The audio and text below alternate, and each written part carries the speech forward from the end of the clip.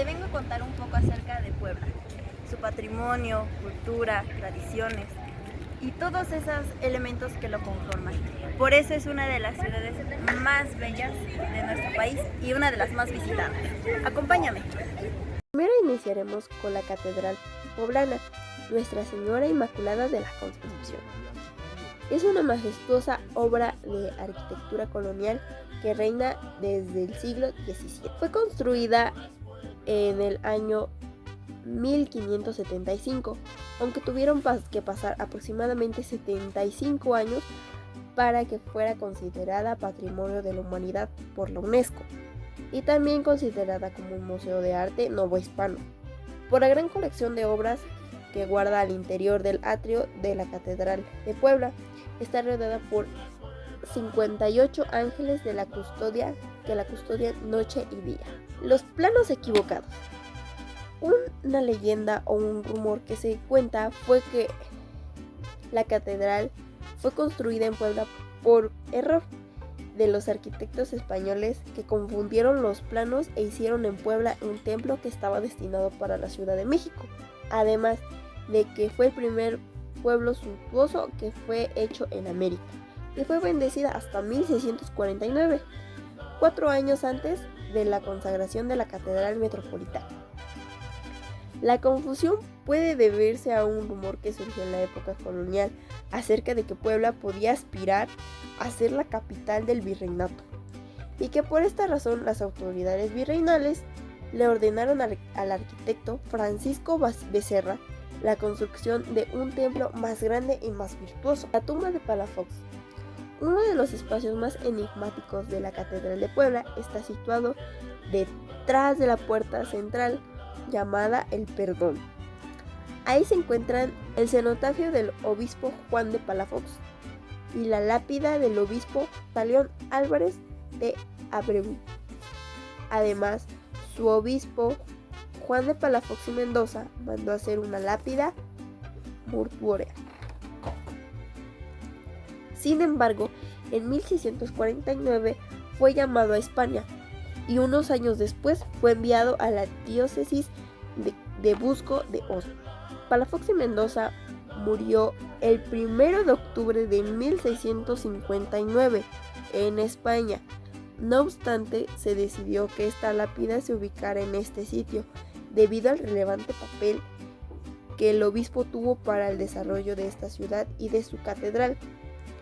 Un cenotafio fue un monumento funerario que no contiene el cadáver del personaje a quien se dedica. Las campanas que colocaron los ángeles. Esta es una de las leyendas más escuchadas de nuestra catedral, la cual dice que las torres albergaban varias campanas de distintos tamaños, grandes, medianas, pequeñas, incluyendo una para el reloj. Una de las campanas más grandes fue bautizada la Santa María de la Concepción.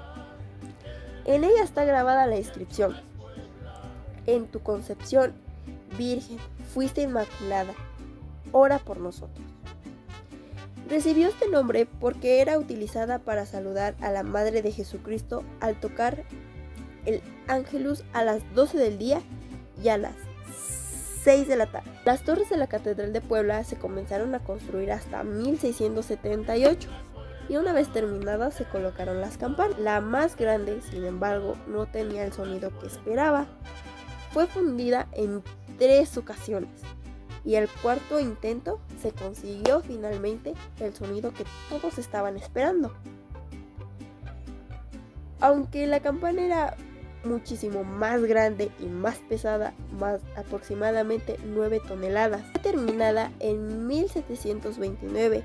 Y su creador fue el campanero Francisco Márquez. Sin embargo, al subirla a la torre de más de 70 metros de altura, era una tarea bastante difícil para aquellos poblanos que no contaban con la tecnología, las máquinas que con las máquinas que actualmente nosotros con las que actualmente nosotros contamos. Intentó por días colocarla sin éxito.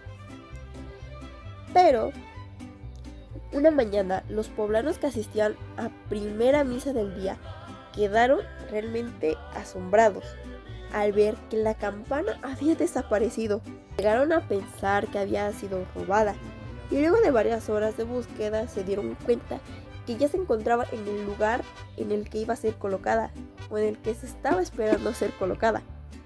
El guardia de la construcción fue cuestionado y recordó que la noche anterior se había quedado realmente dormido y que soñó que dos ángeles, quienes le dijeron que ellos se encargarían de la campana que tanto trabajo les había costado subir, por fin. Además, las campanas recibieron su nombre de acuerdo a su tamaño. Una de ellas es Jesús Nazareno, San José, Santa Cruz, San Joaquín, Santa Ana y Santa Bárbara. Las campanas más pequeñas, llamadas esquilas, son el Santísimo, Nuestra Señora de Dolores, San Miguel, San Pedro, San Panteón, Santo Domingo y el Venerable Señor Palafox. Campanadas ilustres. Aunque esta hermosa catedral posee magníficas campanas, no siempre es posible escucharlas todas juntas. Solo se han sonado en fechas específicas y realmente memorables para nosotros los poblanos. Por ejemplo, una fecha es el 2 de agosto de 1821, con la entrada del ejército trigarante encabezado por Agustín de Iturbide. El 5 de mayo de 1862. Por la tarde, al terminar con tremendo aguacero e iniciar la retirada, las tropas del ejército francés, de acuerdo a las crónicas, prácticamente nadie durmió esa noche en Puebla, al iniciarse el festejo por el triunfo, con gran repique y revuelo de campanas. 5 de mayo de 1962 fueron tocadas debido a que era el primer centenario de la batalla de Puebla. 30 de octubre de 1964. A la caída del gobernador Nava Castillo ante la impunidad de su gobierno. Domingo 28 de enero de 1979. Fue por el arribo del Papa Juan Pablo II al centro de la ciudad, pasando en auto descubierto y a un costado del lado norte de la Catedral de Puebla. La Sala del Tesoro es la contemporánea de la Capilla del Rosario. Es un espacio que fue concebido desde un principio como una sala, a manera de capilla, que alberga objetos de culto o considerados de valor, como báculos, custodias, coronas, cruces, crismeras y joyas decorativas para las imágenes y santos y sacerdotes. La construcción fue aprobada en 1900. Su construcción fue aprobada en 1674. El encargado de su construcción, el arquitecto Carlos García Durán. Para llegar ahí hay que pasar por varias rejas muy gruesas y muros que miden 1 metro de ancho. En su interior se resguardan infinidad de tesoros de arte sacro. Algunos de ellos son 3 retablos cubiertos de madera y en oro, que exhiben pequeños espejos. También se encuentra una bella colección pictórica. De sus tesoros es un Cristo tallado en marfil, de origen chino, y que se cree que pudo haber llegado a Puebla desde Filipinas para las ceremonias solemnes que se acaban de este lugar, con candelabros y adornos de plata, incluso con un manto bordado por perlas en cada imagen. También se resguardan aquí 4 hermosas obras plumarias del siglo XVII, que destacan por el delicado trabajo realizado con pluma de colibrí. La lista de tesoros es infinita. El acceso para este espacio siempre fue muy restringido, dado que es una gran caja fuerte. Después de la primera década del siglo XX se mantuvo cerrada debido a la Revolución y a la Guerra Cristera, y durante ese periodo recibieron el reabierto al público por un breve periodo en el año 2013, en el que marcó el Festival Internacional de Puebla. La catedral es de un estilo herreriano, con fachadas renacentistas e intentos barrocos. Hoy en día es considerada una de las más bellas en el mundo por los muchos tesoros en su interior, además de una verdadera joya arquitectónica. Otra cosa que es considerada parte de nuestro patrimonio como poblanos son los dulces. Uno de ellos, por ejemplo, es el camote. es el primer dulce típico por excelencia y por popularidad. Este dulce está hecho a base de tubérculo que se combina con azúcar y un sabor natural que lo hace tener un sabor memorable al paladar. Se dice que se creó en un convento de Santa Clara por las monjas, o que al ser un ingrediente barato se usaba para muchos platillos o por una travesía. Sin importar el origen, lo que ahora es claro es que es un dulce oficial de Puebla. Y otro dulce típico son las tortitas de Santa Clara. Este delicioso postre, creado en la época colonial y también en los conventos de Santa Clara, es una galleta sabor vainilla cubierta con una mezcla hecha de piloncillo, pero para su preparación se usan más ingredientes como el azúcar glass y manteca de cerdo. Es una prueba de la historia y tradición de la gastronomía poblana. Talavera Puebla es una artesanía regional que destaca en nuestro estado, ya que tiene una tradición de hace varios siglos desde que se fundó la ciudad de Puebla, en tiempos de la colonia española, y que se ha mantenido hasta la actualidad. Cuando los españoles llegaron a América, trajeron como parte de su cultura y al Nuevo Mundo, y conocimiento en el diseño y la elaboración de artes alfarería.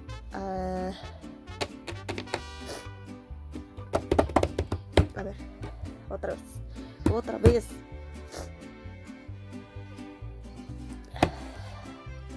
Cuando los españoles llegaron a América, trajeron como parte de su cultura al Nuevo Mundo el conocimiento en el diseño y la elaboración tradicional de la alfarería. En el siglo XVI, con la fundación de la ciudad de Puebla, los colonizadores. En el siglo XVI, con la fundación de la ciudad de Puebla, los colonizadores encontraron esta nueva tierra, las condiciones propicias para elaborar objetos utilitarios y decorativos. Con la experiencia en las técnicas toman nuevas propuestas muy características de nuestro mundo. La cerámica de la Talavera es actualmente conocida como Patrimonio de la Humanidad a partir de la mezcla de barros en greña y agua. Se obtiene un material que con el proceso de maduración toma la característica de maleabilidad. Esto significa que es perfectamente moldeable. Para este trabajo con las manos, dándole las formas más elaboradas a partir de esto significa que es perfectamente moldeable para ser trabajado con las manos. Una vez terminada, se deja secar en condiciones especiales durante un periodo específico hasta quedar la pieza totalmente seca. El siguiente paso es hornearlo hasta obtener el característico color rojo naranja. En este paso, el producto se le denomina jaueti. El esmalte es preparado a partir de alarca, una amalgama de plomo y estaño que está molido junto a una arenilla. Los objetos en cuestión son cubiertos por inmersión o escurrimiento por el esmalte, limpiando las orillas de apoyo con las orillas en la base conocida como relés, dejando descubierto el color del barro. El decorado, en el cual los colores usados son de origen mineral y elaborados por el mismísimo taller, son azul gordo, azul fino, verde, amarillo, naranja y negro. Son aplicados sobre el esmalte seco y a mano mediante dos técnicas, plumeando y borneado, utilizados para diseños únicos, y el estarcido, que no limita la creatividad para replicar los diseños. Una vez terminado el decorado, se somete a la pieza a una segunda cocción en un horno a muy alta temperatura, la cual le da el terminado vidrioso a los colores finales que no pueden verse durante el proceso anterior. El auge de este arte en la zona de Puebla durante la colonia, el gremio pidió al virrey elaborar una serie de ordenanzas para regular los procesos y la calidad de estos productos, así como se logró preservar la tradición hasta la independencia de México en 1810. Las ordenanzas pidieron validez. Sin embargo, los procesos de elaboración lograron sobrevivir, siempre con el riesgo de perderse en el tiempo. Algunos talleres, debido al incremento de la demanda, dejaron atrás las tradiciones y se enfocaron a la producción en masa y en grandes volúmenes de venta, por lo cual en la década de 1990 se inicia la lucha por la preservación y la tradición, que se creó un Consejo Regulador de Talavera, que mantiene controlados los procesos de elaboración y la calidad, así como la dominación de origen. Puebla, también una de sus artesanías es el tejido bordado de zapatos, bolsas, mandiles, etc. Este arte lo conllevan los artesanos y son vendidos más que nada en los portales. Puebla es la cuarta ciudad más visitada debido a su enriquecido patrimonio cultural, gastronomía y dulces típicos que hay. Y para concluir, es importante saber qué elementos conforman a nuestro estado, su patrimonio, culturas, tradiciones, gastronomía, artesanías, entre otras cosas.